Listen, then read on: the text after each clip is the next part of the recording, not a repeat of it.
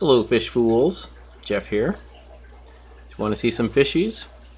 Alright, I'm going to show some the fishies in my 10-gallon aquariums. So this 10-gallon is one I showed last week. I made a couple videos before and after a water change. I showed it in its initially in its state where it was really dirty looking, with covered in detritus, and even the water wasn't too clear. After doing that water change, doing a gravel vac, it's actually looking a lot better, and even the water is looking a lot clearer now too, because I added this.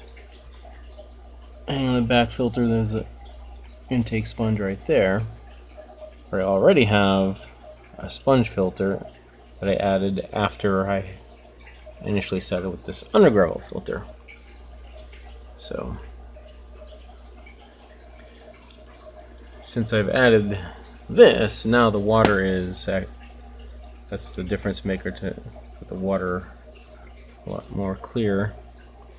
It wasn't too clear before I added the sponge filter, but that did not make much of a difference. And yeah, anyway, even though, like I mentioned, I had neglected this tank and it was looking really dirty, when I tested the water, I was kind of surprised to find that the water conditions were still good. The nitrates were around 40, and the pH was around 8.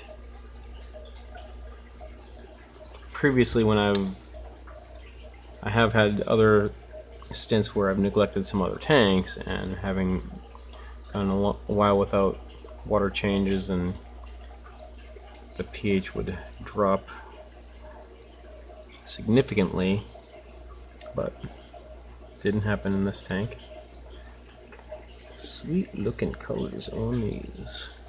This is a lime green endlers, or their hybrid offspring with wild guppies.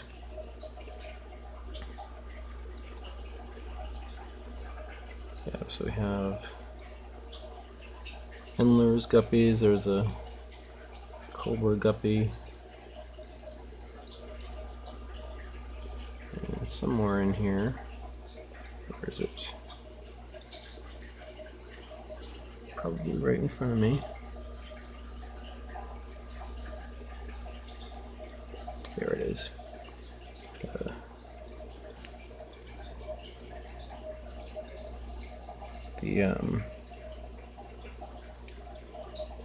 dragon guppy. I don't even remember what it's called. Dumbo ear, Dumbo schmumbo.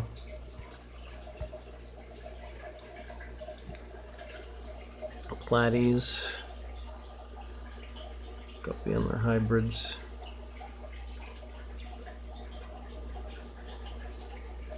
Did you see a Panagara back there somewhere?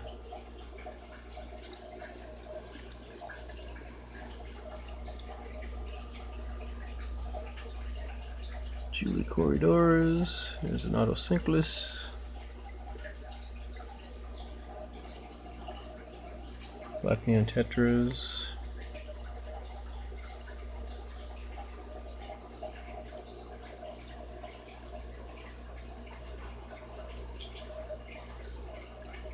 But yeah, so compared to last week when I showed this tank, it is looking a lot better. And let's move on to another tank, one right above it. So this is my wild guppy and pea puffer tank. Another tank that has been neglected. I just did after I did the water change of the tank below last week, I also did a water change on this, and I tested the water, but so this one, the pH did drop was down around 6 or even below, and the pH was, I mean, the nitrates were sky high. And some of the guppies are looking kind of rough. I just did another, so I did the water change last week, and I just did one before showing these. So I want to try to revive some of these guppies, and if I can find the pea puffer. I am down to 1 pea puffer. So I did have 4 in here, and for a year they were doing great, and then here it is. So this one is still looking good. I just ran out of bloodworms, so I'm gonna have to make a trip to my local fish store to get some. It's been a long time since I've been there. I don't think I've even been there in 2020. But I'm glad this 1 pea puffer is still doing alright. Hope we can just hang in there until I can get some bloodworms. I've been kind of figuring he's eating guppy babies, but I've never actually witnessed it. And I have this breeder box right here. I put after I did the water change, I put a female in there.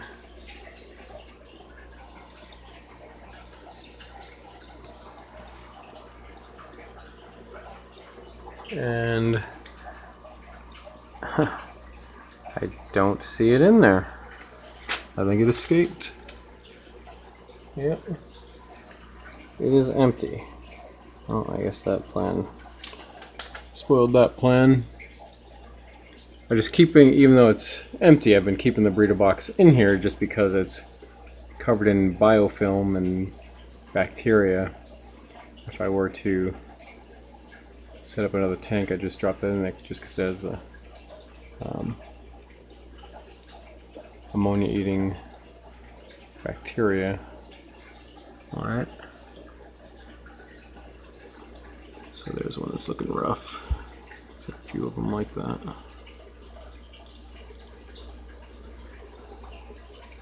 don't know if that's the same one.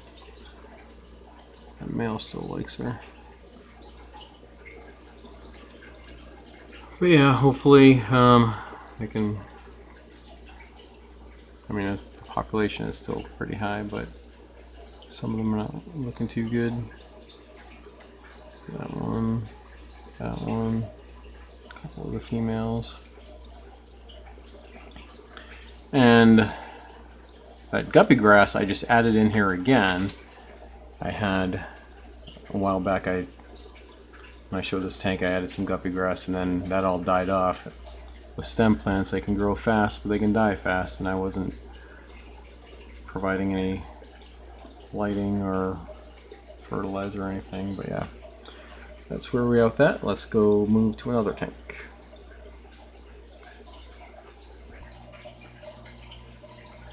Okay, here's another 10-gallon. So this is what I've been calling my Mutt guppy tank. And I've made a few videos talking about how many guppies you can put in a 10-gallon tank and how much you can sustain. But now, so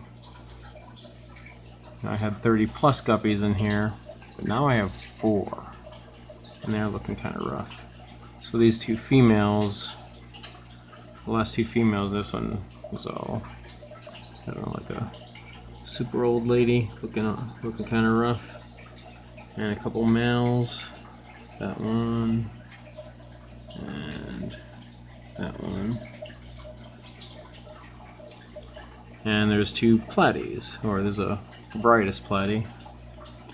And this, where is it? This Platy was born in this tank. This is the only Platy that was born and grew up in this tank. And the I have 4 bronze Corydoras in here, and they are doing great, and they've been doing great for a long time, but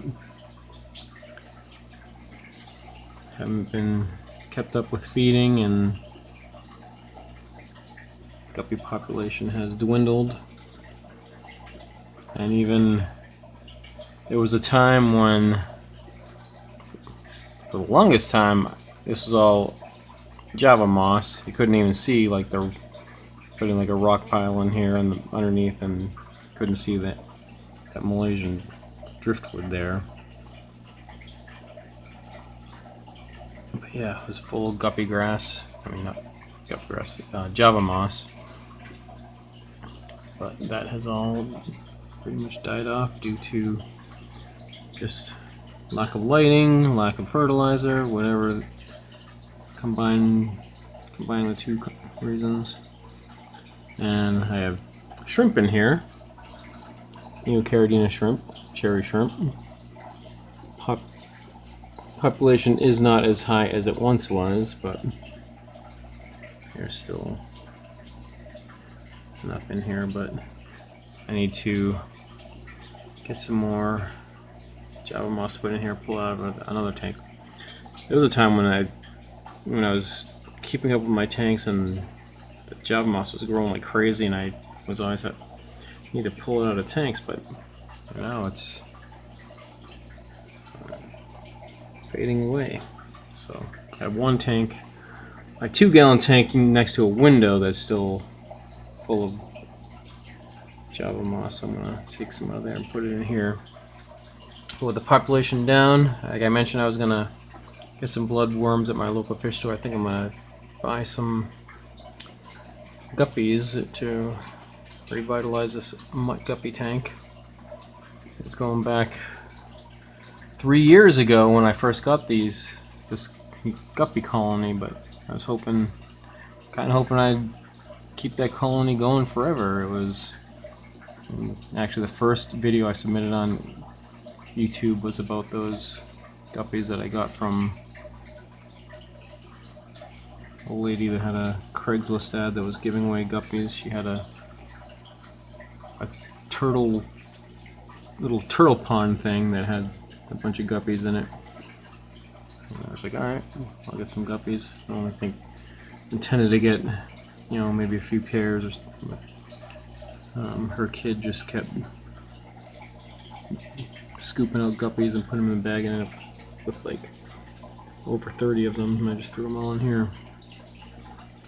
But yeah, alright. I think I'm gonna get some Platies too. I'll probably move some Platies from that first tank that I showed over here. Alright, so that's 3 10-gallon aquariums. Let's look at one more. Alright, and here's my 4th 10-gallon aquarium. This is the one I've been calling my Guppy and Endler hybrid tank, because these are all Guppy Endler hybrids. And they're just awesome. One female Guppy and one male Endler that these are all descendants of. So the population of these kind of dwindled down, but got starting to build up again, and now you see there's lots of the adults and lots of fry and different sizes, different ages. But this tank looks really messy, but it's great for the fish. They're doing really well, really healthy. There was a time when it seemed like I'd lose a fish maybe almost every month, or one would get dropsy. But it's been a long time since I've had any issues with that. I think now with just letting the hair algae grow, mixed in with the Java moss, mixed in with the detritus, They're all doing pretty good. And there's also pygmy Corydoras in here. And I think this is a great environment for them, aside from having guppies in there, but just with the detritus and algae and everything. Because I witnessed them breeding, spawning. I saw them grouped together, like up against a glass, like laying eggs, and the guppies were following them around, and then I saw the guppies eating eggs off the glass. That was pretty cool to know that they were in, healthy and doing that. It gives me ideas that maybe in the future I can try to do something like this in a tank that does not have guppies or any other species, so it can be just them. Maybe I could get them to breed. And it is fun to watch when they swim around. They're not, at the moment, they're not active, but I'm going to put some food in, see if I can get them going. So put some of this cobalt smartemia. This is a alternative to baby brine shrimp.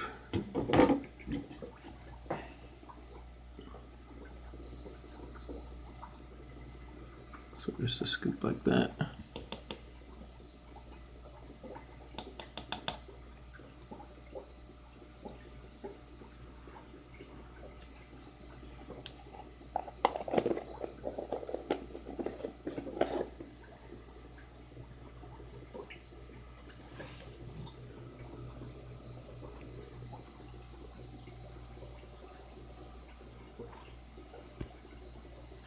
There is also mono shrimp in here.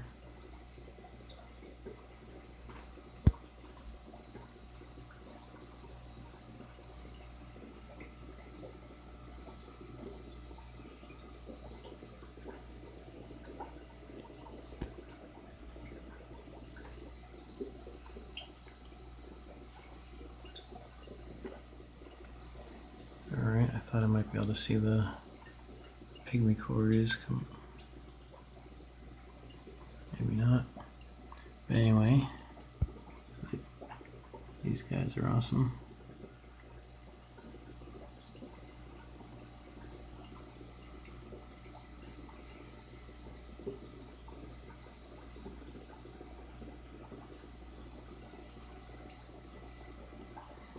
I may even move some of these to my 10-gallon Mutt Guppy tank.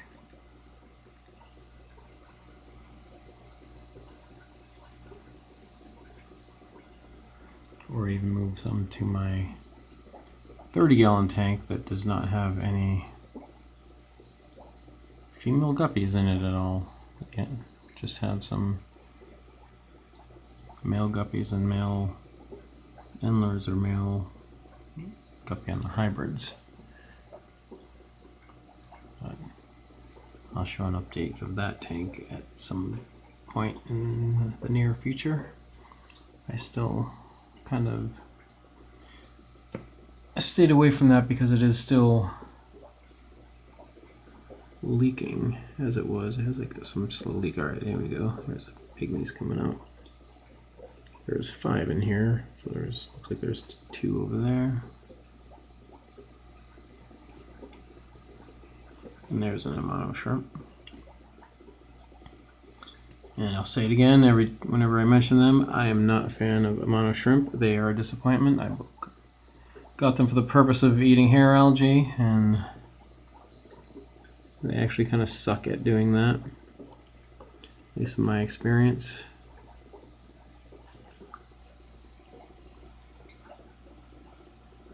I mean, now I've warmed up to the hair algae, and I think it's good for the fish.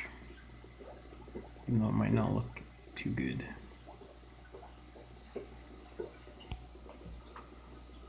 Alright. Well, that's it for now. And remember, I'm Jeff, and I enjoy fishies. Thanks for watching.